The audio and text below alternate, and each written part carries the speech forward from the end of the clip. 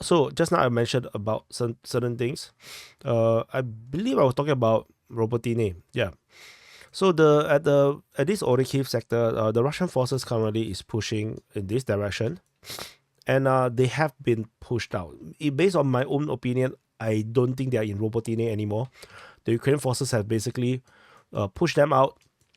Although I'm not sure if they were there to put troops within Robotine itself, but the Russians definitely is not inside anymore.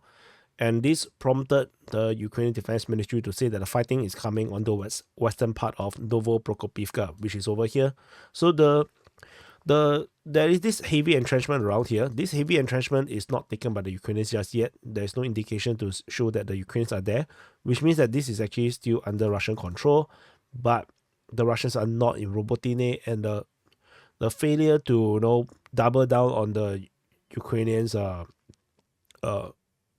desperation during those early days of the offensive or the mass offensive in this area here, bogged down by the remote mining, seems to really suck the entire momentum out of the Russians. So this is the current situation. But I also have to emphasize there's a possibility that the Russians could be doing this on purpose.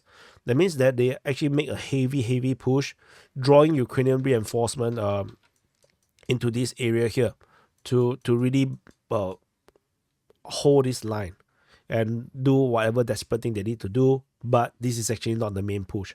The main push is probably still at Avdiivka, and this is just to create some chaos over on the planning and decision making side of the Ukrainians. That is also possible, although it does sound like a coup to the pro-Ukrainians, but I mean this is a possibility because again the inability to really push through and capture this area here is it would be rather disappointing to people who are expecting that the Russians are able to do much more. So that's what it is. It is what it is. And a similar situation also unfolds over at the Avdiivka front as well. The Russian forces was expected after the initial rumors of the capture of the 3 settlements. End up, they never actually went that far. As far as the evidence go, based on the information, like you can see, it was on the leap year, the leap day, 29th of February, that was declared that the settlements was captured. But as far as we can tell, the front line remains to be more or less where it was, as per what the Ukrainians have said it is. So this is, in fact, the Ukrainians don't even think that most of Tonenke is actually under Russian control. As you can see, the Ukrainian mapping is actually still claiming that the whole of Tonenke is under Ukrainian control, but this is of course invalidated because there is a Russian flag being raised on the northeastern part of Tonenke. So the situation continues to be difficult. Actually, it's not so smooth sailing. Whoever on the Russian side throwing this fake information out is definitely causing some problems for sure. So it could be a case where I have no idea why the fact that they thought that they captured Badaichi and then end up they sent troops without fire support towards Badaichi and then got wiped out 2 times, because there's once already happening on the 1st and then this happened on the 2nd. So the 2 videos, it could be on the same day as well. I just have to qualify because these are video being released, and as I always say, everything that you see on the internet is because someone wants you to see it. So this is the situation that is unfolding over at Badaichi. However, on the Russian side, the Rybus mapping continues to show that they have control over the entire Badaichi. So this is actually very very perplexing, because we still have no evidence that the Russians are inside, at least in the center of the western part of northern part of Badaichi. Similar situation over at Avdiivka as well. No Russian forces is spotted over on this northwestern part of Avdiivka based on any video footages. So we will continue to wait and see how these progress. But tentatively, I'm definitely leaning towards Deep State UA's version of events for now. But of course, Tonenke, of course, this is already invalidated. The Russians are pushing a little bit more. We will continue to see how these progress. And what else to talk about?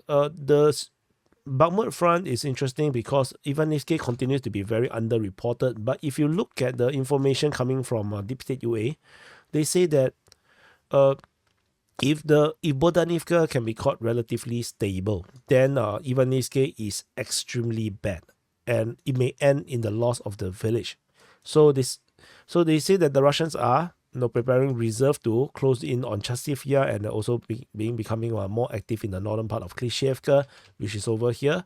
So the Russian forces are, in their opinion, is actively trying to push in this direction towards Chasivya, and they are going to lose Ivanivske in the near future. So, which means that even in their assessment, which is similar to DPA's, this settlement is definitely unholdable by the Ukrainians right now.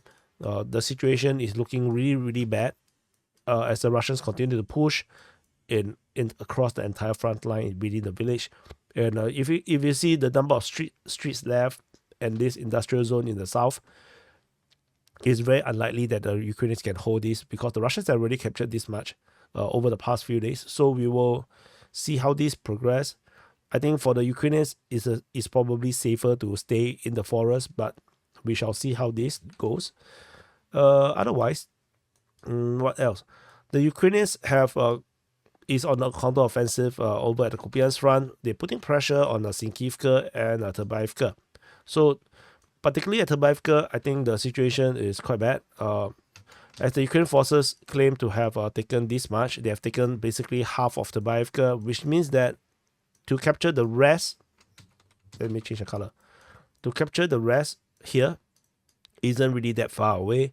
I think we will see the re-liberation of the liberation of Terbaivka very, very soon. So the re-liberation of Terbaivka. So we will see how this progress. The Russian forces definitely would not want them to destroy their PR effort, but we shall see. And what else can we talk about? I think that's about it, I guess.